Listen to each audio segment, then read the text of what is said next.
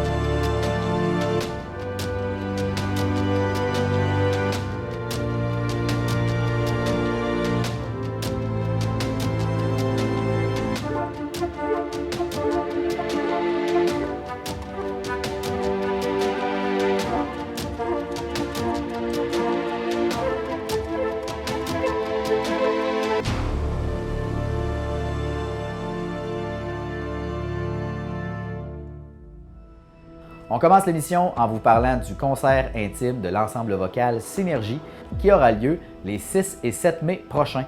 En effet, c'est sous un vent de changement que l'ensemble vocal Synergie de Trois-Pistoles présentera un concert intime à la salle Riveraine, qui est l'ancienne église Notre-Dame-des-Neiges, le 6 mai à 19h30 et le dimanche 7 mai à 14h. C'est à ne pas manquer. L'ensemble chantera entre autres « Sauvez mon âme » de Luc Larochelière, L'amitié de Françoise Hardy, Debout d'Ariane Moffat, ainsi que plusieurs autres nouvelles chansons sous la direction du nouveau chef de chœur Guillaume Aubertin. C'est dans la joie et la nouveauté que l'ensemble vocal a travaillé pour créer un moment magique à partager avec vous. Les billets sont au coût de 15 $ par adulte et c'est gratuit pour les enfants de 12 ans et moins. Les billets sont bien entendu en vente auprès des choristes et chez Cadorama de Trois-Pistoles. L'ensemble vocal tient à souligner que ce spectacle est rendu possible grâce à la collaboration spéciale de la municipalité de Notre-Dame-des-Neiges ainsi que leur partenaire, la MRC Les Basques. Pour plus d'informations, on vous invite sur la page Facebook de l'ensemble vocal Synergie. À présent, on s'en va à Saint-Clément pour rencontrer les élèves de l'école primaire qui préparent le Spring Show pour le 10 mai prochain. These are the days we've been waiting for. Holidays are days and last for more. These are the days we've been waiting for. When the pleasure last door. Le 10 mai prochain, à l'OTJ de Saint-Clément, les élèves de l'école primaire présenteront un spectacle musical bien attendu par la population clémentoise. Afin de m'en parler, j'ai été rencontrer Marie-Soleil Bouchard, qui est enseignante en musique à l'école primaire de Saint-Clément. Nous, pendant toute l'année, on prépare un spectacle. C'est vraiment notre but, c'est de monter des numéros avec chaque niveau de la maternelle jusqu'à la 6e année, de préparer environ 2 à 3 numéros avec chaque groupe pour monter un spectacle. Et notre spectacle a toujours lieu vers le mois de mai, le mois de juin. Puis le but de ça, c'est de réunir la communauté de Saint-Clément pour que les parents, les grands-parents, la famille puissent voir sur quoi on a travaillé, ce qu'on a appris durant l'année scolaire. J'ai interrogé Mme Bouchard pour savoir depuis combien d'années est-ce que ce spectacle avait lieu. Moi, ça fait 5 ans que j'enseigne dans la région ici. Je fais aussi l'école de Saint-Cyprien et l'école de Sainte-Marie à Saint-Jean-de-Dieu. Fait qu'il n'y a pas eu de spectacle pendant l'année de la COVID. Fait que là, on reprend. L'année passée, j'étais encore en congé de maternité. Donc là, ça va être notre premier spectacle depuis 2020. Là. Fait que je pense que les gens sont un peu fébriles, ils ont hâte, les élèves aussi. Il y a des élèves qui ça va être leur première expérience de spectacle cette année, mais les 5 et 6 se souviennent de quand ils étaient plus petits, de leurs expériences de spectacle passés, fait qu'eux autres, ils savent à quoi s'attendre, puis ils ont vraiment hâte. Je pense que la population a hâte aussi de pouvoir se réunir. C'est un événement qui est vraiment apprécié. Mais je le faisais avant, quand j'étais dans mes anciennes écoles. Là. Ça fait 14 ans que j'enseigne, puis j'en ai toujours fait à chaque année. Ce sera un spectacle musical, mais je me suis interrogé, est-ce que ce serait un spectacle musical à thème ou si ce serait un spectacle musical vraiment large? Il y a des années que c'est à thème. Le dernier spectacle qu'on a fait, c'était une comédie musicale sur la guerre des Tucs. Donc, il y avait un peu de théâtre là-dedans. Mais cette année, Saint-Clément, on l'a appelé le Spring Show. Donc, c'est notre spectacle du printemps. Il n'y a pas de thématique. Les numéros sont partis des élèves. C'est eux autres, au début de l'année, qui m'ont dit « Ah, on pourrait faire telle chose. Moi, je connais bien cette chanson-là. On aurait le goût de faire ça. » Fait qu'ici, à Saint-Clément, les élèves sont super motivés. Ils débordent d'idées. Fait que moi, je pars de leur idée de chanson. Je crée la partition. Puis après ça, on sépare les instruments. Puis on part avec ça. Fait que le spectacle de cette année vient vraiment des élèves. Pour les gens qui ont un certain âge, et j'en fais partie malheureusement, au primaire, on nous enseignait la flûte à bec et le xylophone. J'ai demandé à Mme Bouchard où est-ce qu'on en était en 2023 avec les instruments du primaire. Bien, on est encore dans la flûte à bec et le xylophone parce qu'il y a moyen de faire n'importe quoi avec la flûte à bec. Cette année, on fait une chanson de techno de Avicii à la flûte à bec, justement. Mais nous, ce qu'on essaie avec nos spectacles, on ramasse des sous. Cette année, j'ai eu beaucoup de temps à l'automne. J'ai eu une stagiaire, donc j'ai inscrit l'école à plein de concours. On a gagné 8 000 pour acheter des instruments. J'ai acheté des nouveaux pianos, des drums électroniques. Donc, les enfants, les 5 et 6 en tout cas, sont prêts pour le secondaire. Ils ont une base de piano, ils ont une base en batterie. On fait du ukulélé aussi. Le ukulélé, on commence en 5e année. La batterie et le piano, on commence en 3e année. Fait que les enfants arrivent au secondaire, puis ça paraît. On fait la transition avec l'enseignante secondaire, là.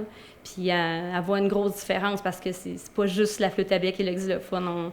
Les enfants savent lire la musique. Je trouve nos spectacles sont de haut niveau pour des spectacles de primaire, là. La musique, on le sait tous, c'est quelque chose d'assez primordial dans une vie. J'ai demandé à Mme Bouchard l'importance d'inscrire la musique dans le quotidien de ses élèves à partir du primaire. Bien, moi, je dirais premièrement la motivation. Ici, en tout cas, c'est un des cours préférés des élèves. Les élèves ils aiment ça faire de la musique. Ça développe la créativité, la motricité, l'imagination. Ensuite, ça permet aux élèves de développer leur aptitude sociale, travailler en équipe. Ils entraînent leur corps au complet, leur cerveau, la mémoire. Ils apprennent aussi à développer leur sensibilité, leur curiosité. J'ai demandé à Mme Bouchard si elle avait eu des retours de ses élèves pour connaître leur appréciation du cours. Les élèves se plaignent qu'il n'y a pas assez de musique dans les écoles, premièrement. J'ai des élèves qui m'écrivent chez nous le soir pour me dire « Ah, c'est quand le prochain cours de musique? » C'est vraiment un cours qui est très, très, très apprécié des élèves. Puis même que des fois, je dois leur mettre des stoppeurs, comme on dit, là. OK, on ne pourra pas mettre tout ça dans le spectacle, on n'aura pas le temps de faire tout ça. Ils voudraient que les cours durent 2 heures, mais on a 60 minutes. J'ai pu rencontrer certains des élèves et je leur ai posé la question directement, quel type d'instrument est-ce qu'ils aimaient, s'ils apprécient le cours et pourquoi est-ce que la musique est importante à leur âge. J'aime beaucoup ça, la musique, puis ça nous permet d'explorer des instruments qu'on ne pratique pas normalement à la maison ou dans des cours de musique, puis ça me permet d'explorer des différentes chansons qu'on ne connaît pas, que Marie-Soleil nous fait découvrir. Ça fait pas mal depuis que je suis rentrée à l'école qu'on a commencé à faire de la musique avec Marie-Soleil. Puis avant, c'était un autre professeur. Bien, ça fait différent, puis ça me fait découvrir un peu comment que ça fonctionne, tous les instruments. On peut voir comment ça fait le rythme dans la musique. Au secondaire, surtout, on va en faire beaucoup, fait que ça nous fait déjà apprendre le rythme, ça nous fait développer notre oreille musicale. 2 instruments tout le temps pareil, c'est pas tout le temps super. Puis à un moment donné, ça fait du bien de changer. Le ukulélé, ça fait une belle mélodie, puis c'est cool d'apprendre les accords, puis de pouvoir apprendre plusieurs chansons. Il y a quand même beaucoup de chansons qui peuvent se faire à la guitare et au ukulélé. Puis c'est plus simple que juste 4 cordes. Faire un spectacle, ça me motive vraiment beaucoup, surtout en cours de musique. Parce que tu as quelque chose à montrer, tu as un objectif. Et tu travailles pas pour rien, mais parce que tu vas le montrer à d'autres personnes. Fait OK. Vous avez hâte? Oui. Ouais. On va dire bon spectacle tout de suite. Merci. Un reportage sur un spectacle musical ne serait rien sans musique. Alors voici, sans plus attendre, quelques extraits des élèves de l'école de Saint-Clément.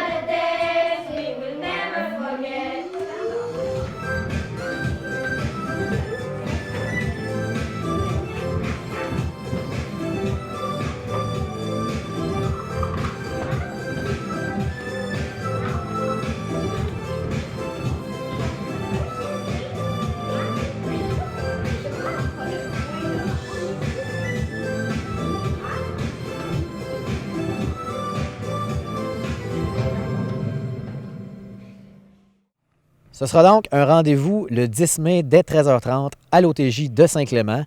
C'est gratuit. Toutefois, les élèves seront là pour recueillir vos contributions volontaires afin d'acheter d'autres instruments de musique pour la classe. These are the days we've been waiting for. Mondays like this and it lasts for more. À présent, on s'en va rencontrer Patrice Saint-Jean, qui est l'ex-grand chevalier du Conseil 39-17 des Chevaliers de Colomb de Trois-Pistoles. Celui-ci va nous parler des récentes collectes de fonds de l'organisme qui vient en aide aux plus démunis.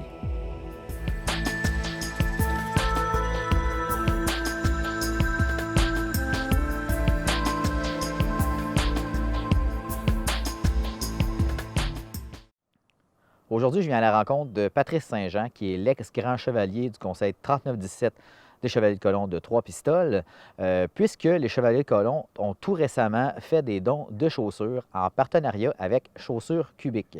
Ça a commencé, disons, un peu l'hiver passé, quand on a donné nos manteaux. Moi, j'ai rencontré Martin Girard, qui était le propriétaire avec la petite Mme Bérubé, qui sont propriétaires de Chaussures Cubiques à Rivière-du-Loup. Alors, Martin, un chum il y a quelques années, me dit moi, je veux embarquer avec vous autres. Fait que ça a commencé comme ça. Fait que moi, j'ai été voir Martin, on a trouvé des chaussures chez lui qui pouvaient s'adapter à nos jeunes, des bottes de printemps, et puis c'est ça. Fait Martin nous a donné un très gros rabais, ce qui fait qu'on a pu embarquer là-dedans. Et la distribution, bien ça, c'était plus compliqué un petit peu, parce qu'au niveau des manteaux, ça fait bien. Tu essayes un médium, il n'est pas assez grand, tu pognes un large, ça va bien. Mais dans les chaussures, on n'a pas nécessairement l'intention de passer l'été à la salle ici pour faire essayer les chaussures. Fait que ce qu'on a fait, Manon Sirois, qui s'occupe au 6 des personnes en difficulté et des jeunes qui placent là, avec la DPJ, tout ça. Elle a des représentants qui travaillent pour elle. Fait que je les ai contactés, eux autres, ils ont dit oui, on a beaucoup de besoins qui est en demande. Ça fait qu'on va s'occuper de distribuer ça si ça ne vous fait rien. Ça fait que c'est eux autres qui ont pris en charge la distribution de ça pour nous. Et ça nous a fait plaisir cet hiver d'habiller des jeunes qui avaient besoin de chaleur et ce printemps de chausser des mains.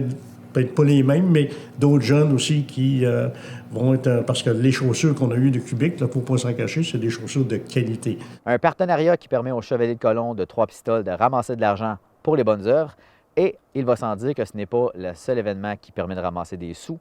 Les 20 et 21 mai prochains, ce sera la vente de débarras des Chevaliers de Colomb. Notre vente de débarras, c'est qu'à tous les ans, on ramasse des choses gratuites que les gens nous donnent. Et nous, on revend le 20-21 qui fait qu'on ramasse des fonds, justement, pour aider ces gens-là, les gens qui ont dans le besoin, qu'on redistribue à la société.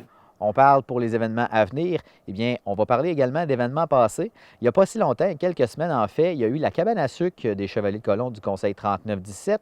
Et cette année, petite particularité, c'était une cabane à sucre formule double. On a eu notre cabane à sucre. Les gens, depuis la pandémie, sont plus durs à sortir un petit peu, mais ça a quand même bien été. On a eu 70 personnes pour manger.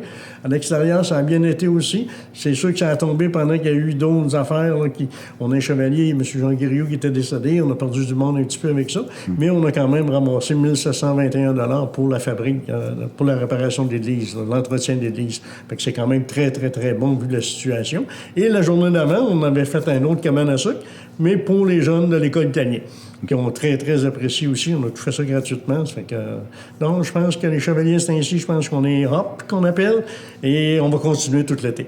Comment prendre des nouvelles des Chevaliers de Colomb sans prendre des nouvelles du recrutement de ceux-ci? Eh bien, M. Saint-Jean nous en parle. Le recrutement, l'automne passé, on a réussi ce printemps, on a réussi à rentrer quelques membres. On a rentré 6 nouveaux membres. Et présentement, les gens qui ont peur un petit peu, il s'est tellement dit de choses au niveau des initiations, c'est que maintenant, ça dure 25 minutes. Et c'est un peu le résumé de l'ancienne initiation, mais beaucoup plus élaboré. Et je pense que c'est bon aussi.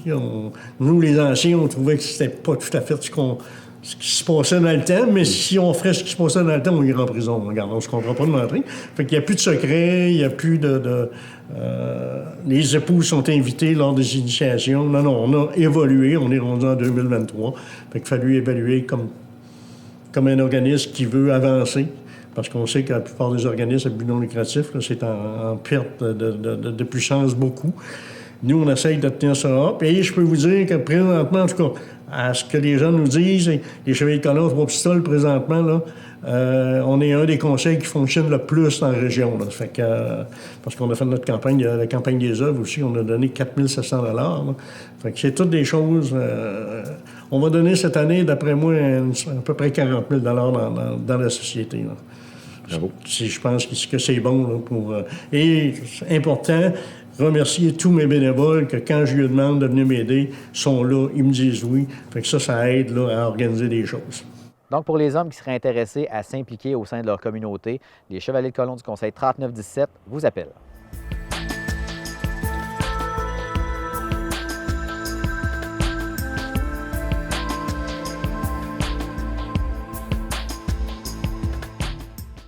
On prend maintenant une pause publicitaire et au retour, on s'en va écouter le point de presse du collectif régional de développement du Bas-Saint-Laurent qui nous parle de la recherche-action Bien vieillir chez soi. Les bénévoles sont partout. Nos activités sportives, de loisirs et de plein air sont rendues possibles grâce au travail de bénévoles. Ici, les bénévoles vous permettent de faire du sport dans votre quartier. Ici, les bénévoles participent à la tenue d'événements locaux. Ici, les bénévoles assurent l'entretien et la signalisation des chemins de randonnée. Dans votre centre communautaire de loisirs, votre association sportive ou votre club de plein air, tout prend vie grâce aux bénévoles.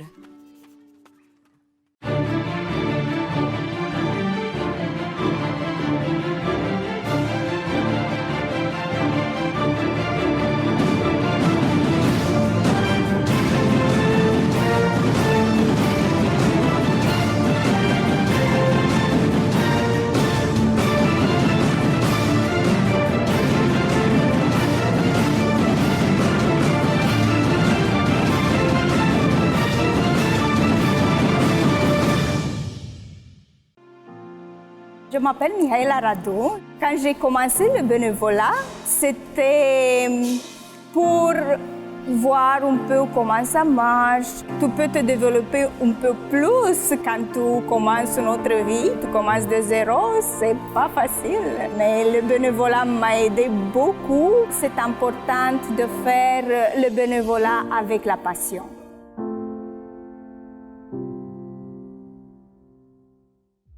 On est de retour à l'émission. À présent, on s'en va regarder le point de presse du collectif régional de développement du Bas-Saint-Laurent au sujet du lancement de la recherche-action Bien vieillir chez soi.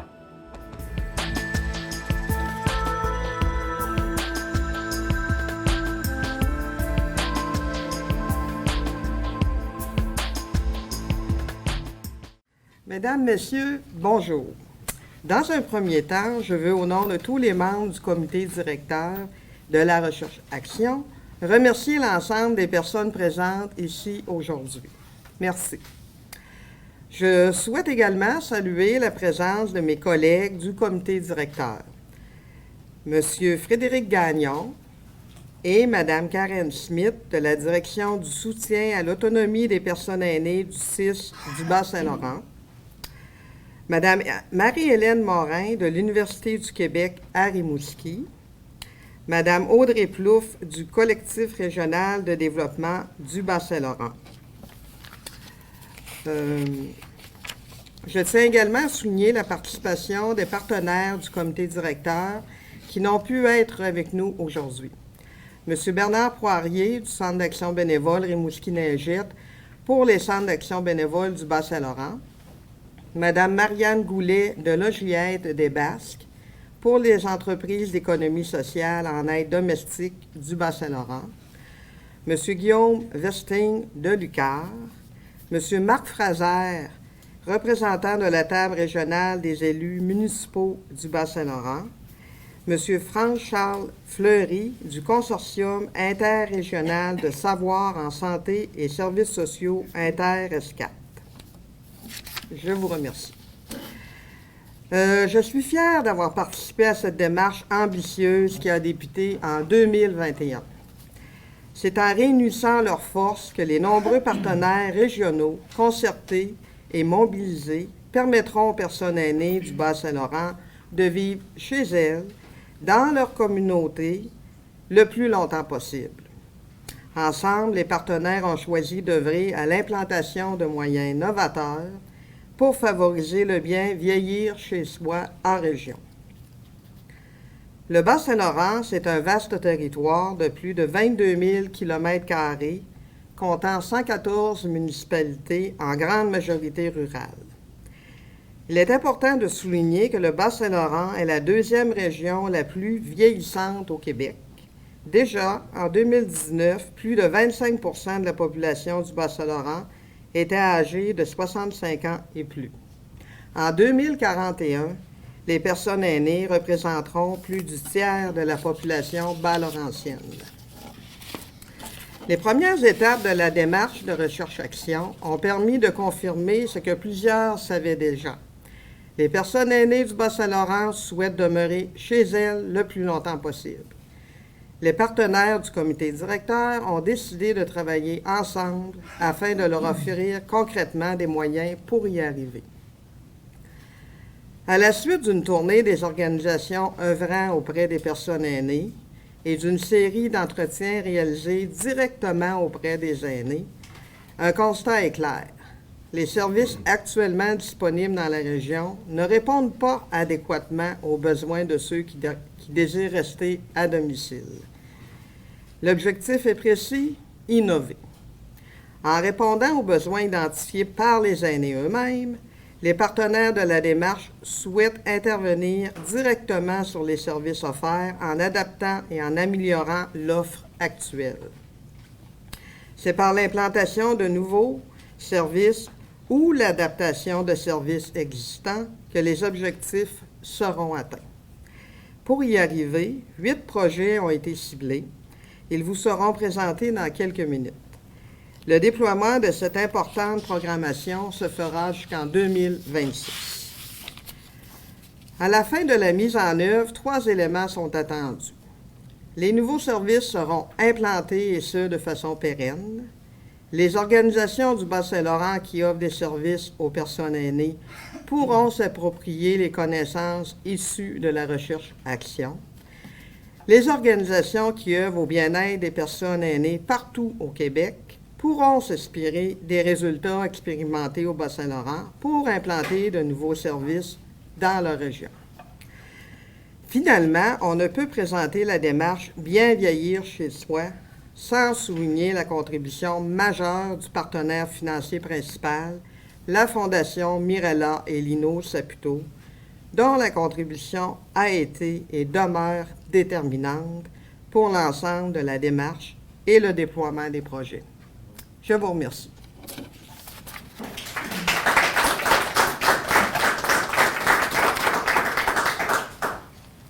Bonjour tout le monde, merci d'être là. Ducar est fier aujourd'hui de vous recevoir pour le lancement des projets de recherche-action de l'initiative Bien vieillir chez soi au Bas-Saint-Laurent.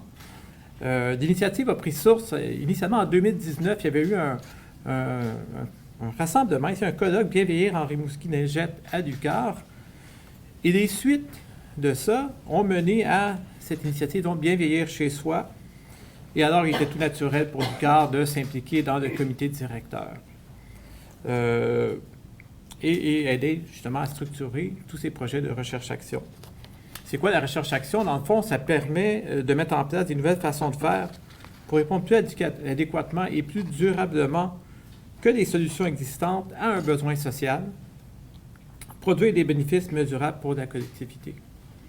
L'approche de recherche-action a été choisie comme mode de fonctionnement, mode d'intervention, pour adapter les services dans le cadre de cette initiative Bien vieillir chez soi. Ça a l'avantage, donc, d'intégrer et de valoriser les contributions des personnes ressources. On en a plusieurs ici avec nous, notamment des personnes expertes de vécu, avec des postures variées. Donc, il y a des citoyens, mais aussi des élus, par exemple. Puis aussi un meilleur ancrage dans les réalités de la région, donc ici au Bas-Saint-Laurent. Donc, en gros, une approche de recherche-action a plusieurs caractéristiques. Certaines d'entre elles sont les suivantes. Bien, les expériences et l'expertise de tous les partenaires doivent être reconnues et valorisées. Les connaissances et méthodes des partenaires sont mises en commun. Les résultats sont pris en compte et réinvestis dans le projet à mesure que le projet avance. La démarche et les résultats sont pertinents pour l'ensemble des partenaires. Et les partenaires élaborent et réalisent des projets ensemble. Donc, comme a été mentionné par Cécile, il y a 8 projets de recherche-action qui ont été proposés et ça a suscité un intérêt dans plusieurs régions du Québec, en fait. Il y a des projets qui incluent la participation de 6 chercheuses et chercheurs de Ducar, 2 chercheuses de l'Université de Sherbrooke, 3 de l'Université Laval, 1 de Ducac, un chercheur de HEC Montréal et une chercheuse du Centre de recherche sociale appliquée. Donc, on voit que le rayonnement dépasse le Bas-Saint-Laurent. Donc, Ducar est fier aujourd'hui, au nom du comité directeur de la démarche Bien vieillir chez soi au Bas-Saint-Laurent, de lancer la programmation de recherche-action et le site web qui permettront de connaître les projets et suivre l'évolution des résultats. Donc, merci à tout le monde d'être là aujourd'hui. Bonjour tout le monde. En tant qu'agente de recherche et de développement en innovation sociale au collectif régional de développement du Bas-Saint-Laurent, qui est mandataire de la démarche, j'ai, avec ma collègue Annie Lachance, ici présente, le plaisir de soutenir et d'accompagner la démarche de recherche-action Bien vieillir chez soi. La première phase de la démarche a débuté en février 2021. Elle a permis de répertorier au niveau régional les constats qui favorisent le bien vieillir chez soi des personnes aînées et d'identifier 8 projets formant la programmation. D'ailleurs, des fiches d'information et un répertoire d'initiatives innovantes ont été rendus disponibles à cette étape et seront toujours sur notre site Web. De décembre 2021 à mars 2023, la deuxième phase a consisté en la mobilisation des partenaires pour former les comités de pilotage de chacun des projets. Des personnes expertes de vécu, soit personnes aînées ou personnes proches aidantes, des représentants ou représentantes d'organisations et des personnes chercheuses ont co-construit ensemble les projets visant à répondre aux enjeux présents au Bas-Saint-Laurent. 8 projets innovants font maintenant partie de la programmation et seront déployés au Bas-Saint-Laurent au cours de la période 2023-2026 dans le cadre de la troisième phase de la démarche de recherche-action. Ce sont 8 comités de pilotage regroupant plus de 70 partenaires du Bas-Saint-Laurent et même dépassant le Bas-Saint-Laurent qui se sont engagés dans l'amélioration des services aux personnes aînées et leur bien-être en élaborant et réalisant les projets qui se veulent durables et structurants dans les communautés. La richesse de la programmation repose sur la diversité et l'engagement de nos partenaires. Donc, je vais vous donner brièvement un aperçu des 8 projets. Donc, premier projet, offre des services en accompagnement transport des personnes aînées de la Matanie. Ce projet a comme objectif de développer et de documenter, en s'inspirant d'expériences répertoriées ailleurs, une offre de services innovante qui répond aux besoins en accompagnement transport dans les différentes sphères de vie des personnes aînées. Deuxième projet, adaptons les domiciles des personnes aînées vivant dans le Bas-Saint-Laurent. Le but de cette recherche-action est de co-créer et d'évaluer l'implantation d'outils d'aide à la décision, plus précisément Hygiène 2.0 et MAPIT pour les connaisseurs, afin de soutenir les personnes aînées engagées dans une démarche d'adaptation de leur domicile du Bas-Saint-Laurent. Le projet va être déployé dans une ou des MRC, soit Kamouraska, Rivière-du-Loup, Témiscouata ou les Basques. Troisième projet, paramédecine communautaire. C'est un projet qui a comme objectif de favoriser un retour à domicile sécuritaire des personnes atteintes de maladies pulmonaires obstructives chroniques, plus communément appelées MPOC, ou d'insuffisance cardiaque après une hospitalisation. Ceci sera réalisé par la mise en place de visites structurées à domicile d'une équipe de techniciens ambulanciers paramédicales du groupe Cambi qui sont disponibles et rémunérés en mode attente lorsqu'ils n'ont pas d'appel d'urgence. Donc, le projet va être déployé dans les MRC de Rimouski-Neigette, Témiscouata, Kamouraska et les Basques. Le projet plateforme web de répit pour les personnes proches aidantes. L'objectif de ce projet est d'évaluer l'implantation et les effets d'une nouvelle plateforme en ligne de répit offerte aux personnes proches aidantes de personnes aînées. Cette plateforme web va permettre de faciliter l'accès des personnes proches aidantes à des services d'aide, en particulier pour les besoins de répit atypiques, en rendant des jumelages sécuritaires, plus fluides et sans intermédiaire. À terme, le projet prévoit que l'ensemble des MRC du Bas-Saint-Laurent seront desservis d'ici la fin 2024. Le cinquième projet est une communauté tissée serrée pour du répit flexible au Bas-Saint-Laurent, dans lequel participe Marie-Hélène Morin, qui est ici aujourd'hui. L'objectif de ce projet est de compléter une offre de services de répit aux personnes proches aidantes de personnes aînées présentant des troubles neurocognitifs en début de parcours de soins et de services sur les territoires de la MRC de Rimouski-Neigette et de la Métis. L'offre sera complétée par l'implication, d'une part, des étudiants et étudiantes dans le cadre de leur programme d'études liés au domaine de la santé et des services sociaux, et d'autre part, des citoyens partenaires du projet concernés par la proche aidance. Finalement, qui de mieux que les instigateurs des projets pour vous en dire davantage sur leurs initiatives? Donc, on a donc le plaisir aujourd'hui d'accueillir des membres des comités de pilotage de 3 projets qui sont présentés en exemple.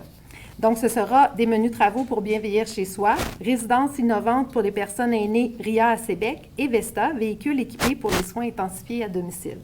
Je vais donc laisser les membres des comités de pilotage présenter leur projet, mais avant de vous quitter, je vous invite bien sûr à aller consulter notre page, notre site web qui donne de l'information plus précise sur chacun des projets. Merci beaucoup. Plusieurs éléments distincts ont mené à la mise sur pied d'un projet résidence innovante pour aînés dans la MRC de la Matapédia. Parce que dans les dernières années, plusieurs ressources de soins longue durée ont été fermées dans le secteur ouest de la MRC. De plus, au Québec, l'offre de services d'hébergement pour aînés est encadrée par des programmes normés qui se déclinent par étapes selon le degré d'autonomie de la personne aînée. Cette offre par étapes se traduit souvent par une série de déménagements dans les 5 à 10 dernières années d'une vie de la personne. Les personnes aînées doivent souvent quitter leur municipalité et s'exiler vers des centres urbains, loin de leur réseau de soutien naturel. Les partenaires de la MRC de la Matapédia ont fait le constat suivant. Il y a peu de modèles d'habitation pour personnes aînées qui proposent des milieux évolutifs et que ceux-ci sont généralement privés et très dispendieux. Excusez-moi, j'ai perdu une page. Alors, lorsqu'on m'a invité à prendre part aux travaux du comité de pilotage, j'ai tout de suite trouvé le projet emballant de par sa pertinence. Parce qu'effectivement, dans la région, il y avait plusieurs ressources qui avaient été fermées. Mon expérience d'infirmière clinicienne et de gestionnaire dans le réseau de la santé m'a facilité la compréhension des enjeux et permet de contribuer activement aux réflexions et aux décisions. J'ai été recrutée comme experte de vécu, ce qui permet d'apporter des éléments concrets reliés à la réalité du quotidien d'une personne aînée, dont je suis, en passant. De plus, une consultation auprès des aînés est actuellement réalisée afin de connaître leurs attentes face à l'éventualité où ils auraient à utiliser ce genre de service pour eux ou pour un de leurs proches. L'élément innovant le plus important pour le comité est de mettre sur pied un modèle de résidence pour aînés en perte d'autonomie, accessible financièrement aux personnes à faible revenu et adapté à l'intégration des proches aidants. En plus de l'aménagement des espaces adaptés, les équipes de soins seront à même d'accompagner les résidents pouvant aller jusqu'à leur fin de vie. Nous espérons ainsi faire une différence dans la prise de décision quand viendra le temps pour eux de penser à diriger leurs conjoints ou leurs parents proches vers des ressources de ce type. Merci beaucoup.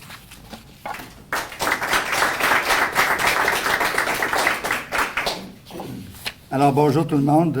Très heureux d'être ici ce matin. J'espère que vous allez bien. Merci d'être là. Merci aux médias. À titre de maire de la municipalité de Sébec, je suis très heureux d'être parmi vous aujourd'hui. Pourquoi? Parce que la démarche recherche-action bien vieillir chez soi est intimement liée au développement des communautés, particulièrement des communautés rurales comme la nôtre, et bien d'autres, évidemment. En effet, il est important pour les municipalités et leurs élus de travailler activement pour permettre aux aînés de demeurer dans leur communauté le plus longtemps possible. C'est exactement ce que permettra la mise en place du projet Résidence innovante pour aînés, dire, de Sébec. Alors, c'est pour ça le terme RIA Sébec. Alors, on RIA ensemble pour les personnes âgées. Dans ce genre de projet, il est primordial pour le monde municipal de travailler avec les partenaires de la communauté qui ont l'expertise nécessaire pour mener à bien ce genre de projet ambitieux. Les partenaires qui participent au comité de pilotage du projet de résidence innovante pour aînés avec moi, j'ai le plaisir de les nommer, Mme Isabelle Bouchard de la municipalité de Sébec, Mme Marie Lemène du comité de développement socio-économique de Sébec, Mme Nancy Belleau et ses collègues des habitations populaires de l'Est, M. Jean-Yves Thériault et Mme Liette Jalbert qui vient de prendre la parole, expertes de vécu. On a également des gens du CIS Bas-Saint-Laurent, Mme Karine Smith et Mme Élisabeth Lavoie de la direction du programme Soutien à l'autonomie des personnes âgées du CIS du Bas-Saint-Laurent, et également Mme Marie-Pierre Saint-Louis du Centre de recherche sociale appliquée. Le modèle de recherche-action permet la mise sur pied du projet de résidence tout en évaluant simultanément les retombées du projet. La recherche vient directement soutenir la conception et le développement du modèle. Elle contribue au développement de la réflexion sur la conceptualisation du modèle en répondant à des questions telles: Quelles sont les caractéristiques qui devraient être intégrées au projet de résidence innovante dans une communauté comme Sébec? Quelle population sera desservie par le modèle? Comment prendre en compte l'évolution de la perte d'autonomie? Comment intégrer les personnes proches aidants? Finalement, nous sommes très heureux de contribuer au développement de ce projet et d'avoir l'opportunité de le voir se réaliser chez nous dans la communauté sébécoise et on espère bien transférable partout au Québec dans des communautés comme la nôtre. Alors, merci beaucoup de votre bonne écoute. Bonne journée tout le monde. Bon matin à vous tous. Il me fait grand plaisir d'être avec vous aujourd'hui pour vous parler de notre projet de recherche-action qui s'appelle VESTA. VESTA vise à développer une façon innovante de donner des soins à domicile avancés en région. D'abord, qui est Vesta? Alors, ça tombe bien, Vesta, c'est la déesse romaine du foyer et du domicile. Et on s'en sert ici comme acronyme pour notre projet de recherche qui est Véhicule équipé pour les soins intensifiés à domicile. La démographie vieillissante du Québec, qui est accélérée en région, est vraiment ce qui nous a poussé à se concentrer sur ce projet. Vieillissement signifie augmentation de consommation de soins et de services, et ce projet propose une solution pour agir sur la pression que ce phénomène génère sur le système de santé et de services sociaux, en plus de répondre aux souhaits des personnes aînées et de leurs proches de rester dans leur milieu de vie, ce qui a été abondamment décrit, je pense, déjà ce matin. Ce projet se concentre sur les soins à domicile qui sont souvent mis de côté dans le système de santé. Le projet VESTA permettra de se détacher de l'hospitalocentrisme qui a la main mise sur le système de santé actuellement pour faire face aux défis démographiques des prochaines années. Plusieurs pathologies affectant les personnes âgées, particulièrement les insuffisances organiques comme insuffisance cardiaque, pulmonaire, rénale ou hépatique, ne nécessitent pas toujours le plateau technique avancé de l'hôpital pour être traitées. En effet, il existe une alternative au séjour hospitalier qu'on appelle les SIAD ou soins intensifiés à domicile. Ce sont des soins infirmiers et médicaux donnés à domicile à des patients souffrant de conditions aiguës diverses et maladies chroniques instables, comme on en retrouverait à l'hôpital. Plusieurs études ont fait la preuve d'abord de la qualité et de la sécurité des soins reçus en SIAD, en plus d'avoir de nombreux avantages pour les patients et leurs proches. Pensons à une meilleure hygiène de vie, la diminution du risque d'infection et de délirium lié à un séjour hospitalier. Il y a deux aspects au projet VESTA. D'abord, développer une offre de services de soins intensifiés à domicile et finalement le véhicule en tant que tel. Pour le moment, les intervenants des soins à domicile doivent utiliser leur propre véhicule et faire des allers-retours dans la MRC de Rivière-du-Loup, qui fait un petit peu plus que 1300 km² pour pouvoir amener du matériel au chevet du patient. C'est là où le camion équipé entre en jeu pour mettre en place plus rapidement et sécuritairement de l'équipement médical au domicile. La liste d'items qui devront se retrouver dans le véhicule est plutôt longue, mais on va l'équiper entre autres d'un poste informatique avec un extenseur de signal cellulaire, une armoire à médication, des pompes à soluté, des bonbonnes d'oxygène et un appareil ISTAT qui servira de laboratoire mobile pour les prises de sang. C'est là où se retrouve toute l'innovation de VESTA, car l'utilisation d'un camion équipé pour les équipes SIAD en région n'a jamais été développée ni évaluée au Québec. De plus, ce qui rend ce projet unique est que nous souhaitons déployer du matériel technologique intelligent, aussi appelé domotique, directement au domicile afin de permettre du support à distance. Pensons par exemple à du télémonitoring de signes vitaux. Au final, ce projet-là devrait permettre une amélioration de la qualité et de la quantité des soins offerts, d'avoir des impacts positifs pour les personnes âgées et le personnel soignant, et aussi avoir des retombées positives pour le système de soins, en diminuant les coûts organisationnels et la réduction aussi des durées d'hospitalisation. Merci beaucoup.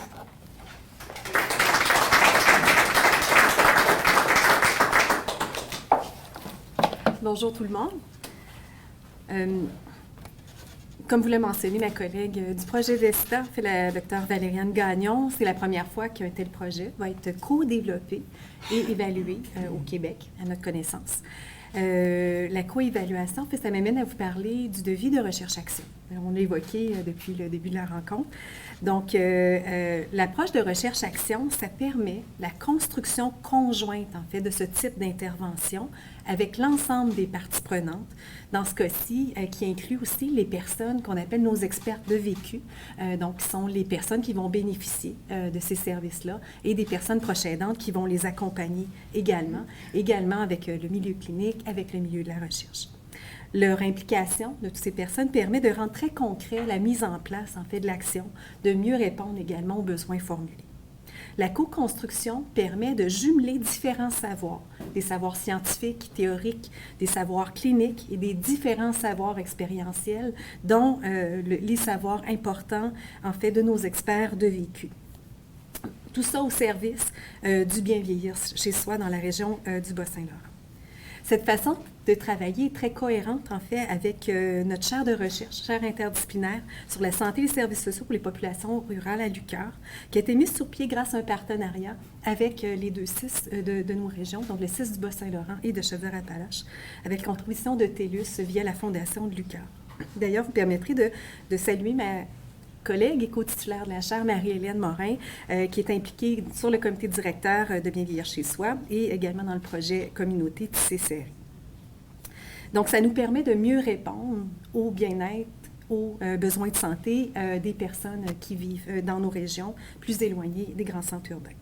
Dans le cadre du projet VESTA, la contribution de l'équipe recherche, je dirais, du projet, va être plus précisément de venir évaluer si effectivement la mise à disposition de ce type de véhicule-là vient vraiment améliorer l'offre de services, accroître le panier de services, comme Dr Gagnon nous en parlait, pour les personnes aînées. Et si le cas échéant aussi, on a dit qu'on le faisait dans la MRC de Rivière-du-Loup, cependant, on va s'intéresser à mais pourquoi ça l'améliore, dans quelles circonstances et dans quel contexte particulier, dans l'idée de faire des petits, éventuellement, d'autres petits camions qui verront peut-être le jour à l'échelle du territoire du Bas-Saint-Laurent.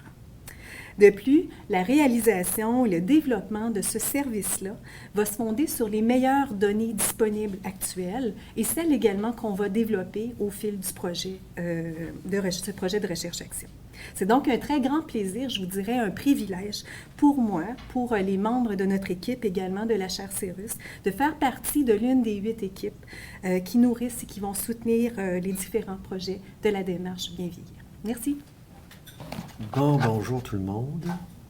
Là, je viens de me rendre compte que je suis un des clients des 8 projets que vous allez avoir sur place.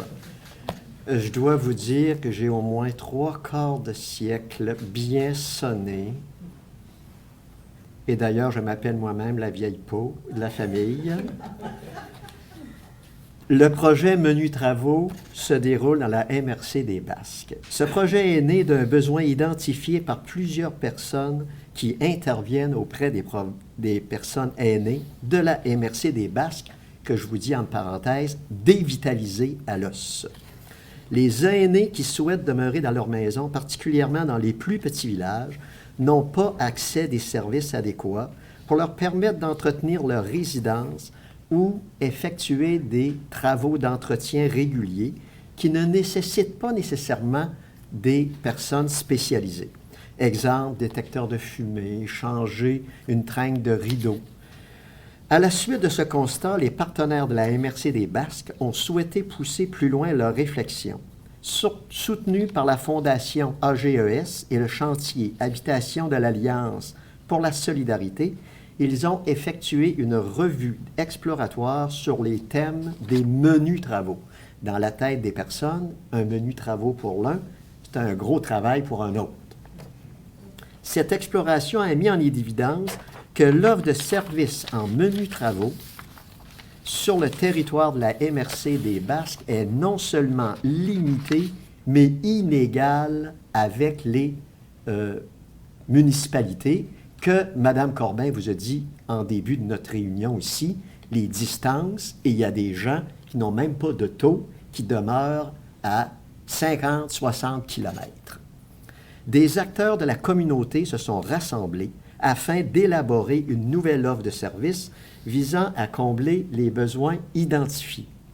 Des chercheurs se sont joints à nous, c'est plutôt des chercheuses à 100%, le texte devrait être au féminin complet, pour former un comité de pilotage travaillant avec l'approche de la recherche-action. Puis je les remercie de m'avoir trouvé.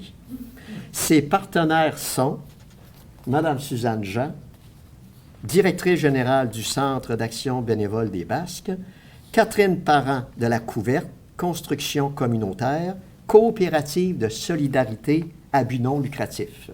Marianne Goulet, directrice de Logis Aide des Basques. Sophie Michaud, la Fondation AGES. Sébastien Ouellet de la MRC Les Basques. Baudouin Gagnon et Fernande Houle, experts de vécu.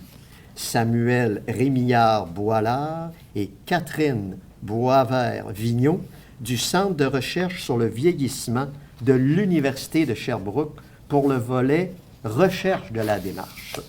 Le rôle des experts de vécu est essentiel au bon développement du projet. La preuve, je commence à aller chercher des services. Entre mes deux oreilles, j'ai pas 3/4 de siècle, j'en ai 32. Il permet de connecter l'ensemble des organisations impliquées aux besoins concrets des personnes aînées en les exposant directement à leur réalité.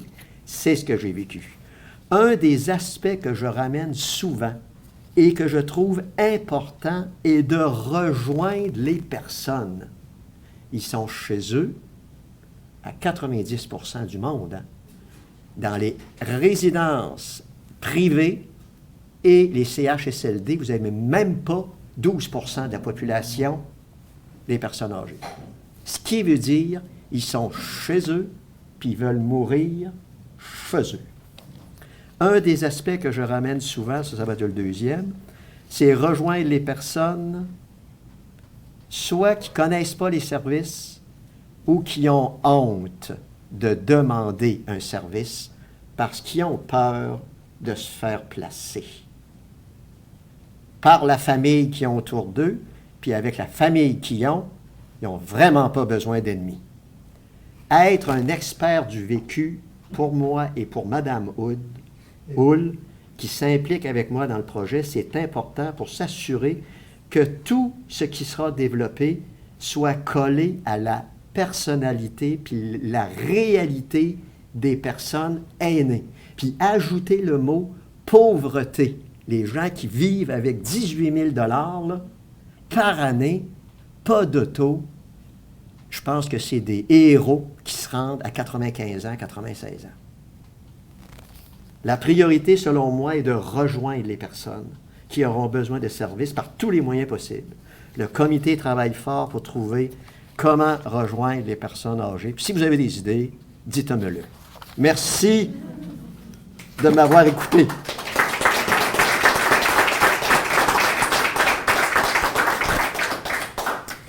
Bonjour, je vais poursuivre en vous présentant le service, la façon dont le comité de pilotage prévoit de soutenir son déploiement et la contribution du volet recherche.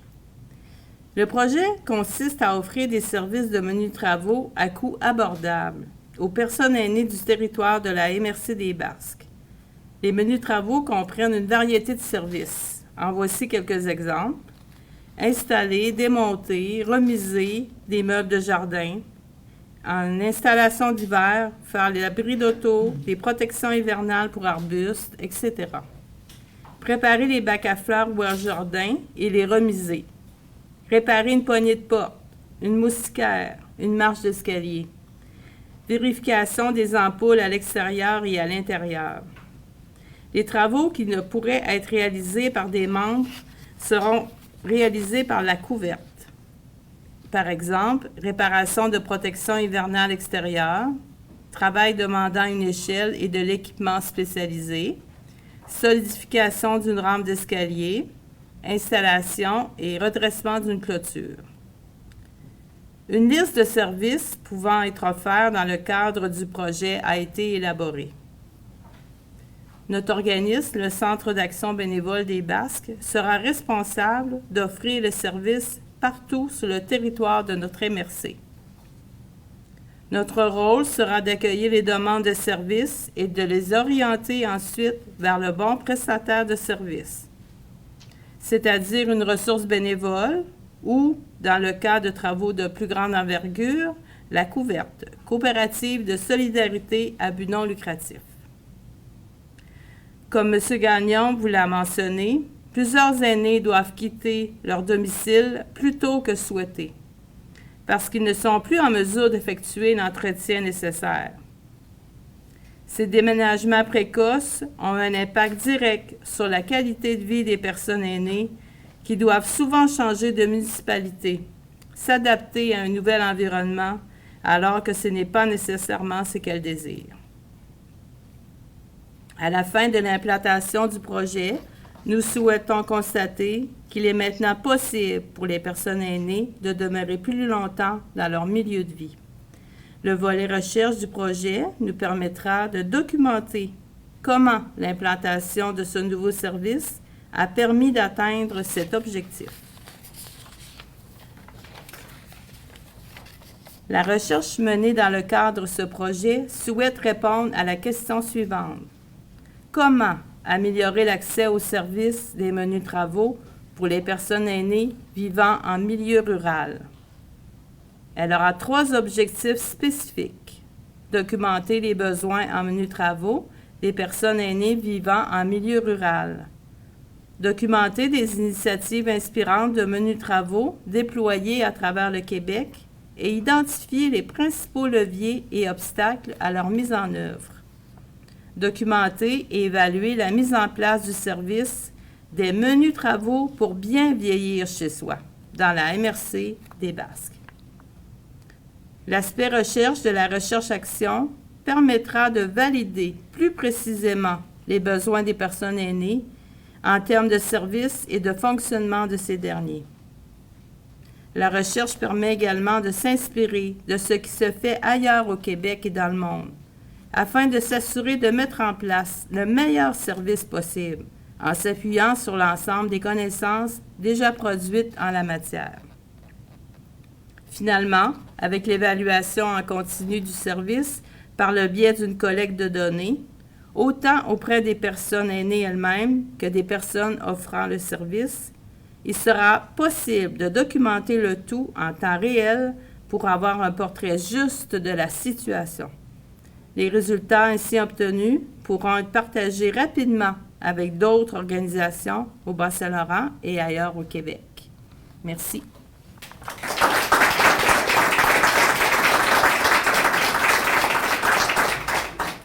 Et c'est ainsi que l'émission de cette semaine s'achève. J'espère que vous avez apprécié ce qu'on vous a préparé pour cette semaine. Si jamais vous avez des questions, des commentaires ou même des suggestions, on vous invite à nous écrire sur tcbh.tv, à vous abonner à notre page Facebook pour ne rien manquer des communiqués de presse quotidiens et à vous abonner gratuitement à la chaîne YouTube de la TCBH afin de ne rien manquer du contenu qui vous intéresse. Sur ce, je vous souhaite une très belle semaine et nous on se retrouve la semaine prochaine pour d'autres infos TCBH.